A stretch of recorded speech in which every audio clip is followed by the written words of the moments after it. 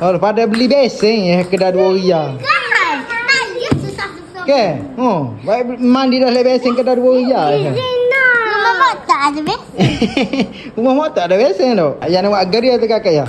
Ambak simbaran baby. Allah. Buka. Allah akbar. Tu buka. Geria mami ada geria ni. Kanan dah buka. Dalam buka. Ini dalam. Mami ada geria ni. Ini kan.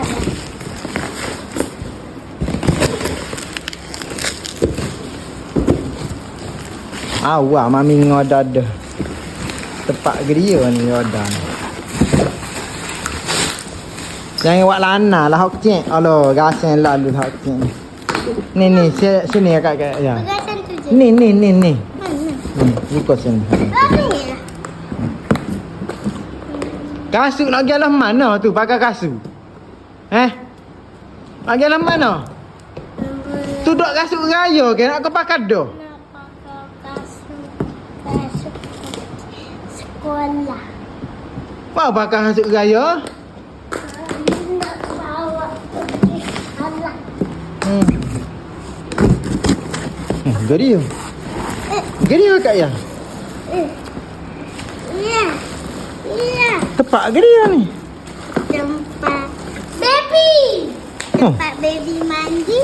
Tempat baby mandi. Oh Allah, pada mandi dalam besen je. Daddy Zina. Orang mandi dalam besen ni. Aku ada pak kuda-kuda nak aku beli.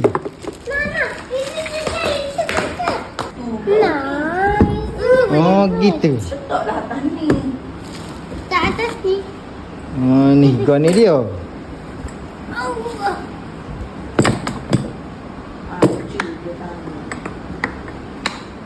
Dah. Dah siap pasal? Pergi ni ya. Oh alah. Mandi. Oh, kakak ialah mandi.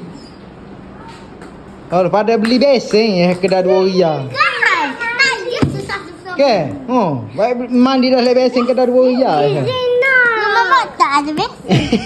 Rumah mak tak ada besen tu. Tu aku pergi pinjam motor hari. Kalau beradung teh anak hak nombor 3 ni aku nak beli gon ni lah. Kata ngelah.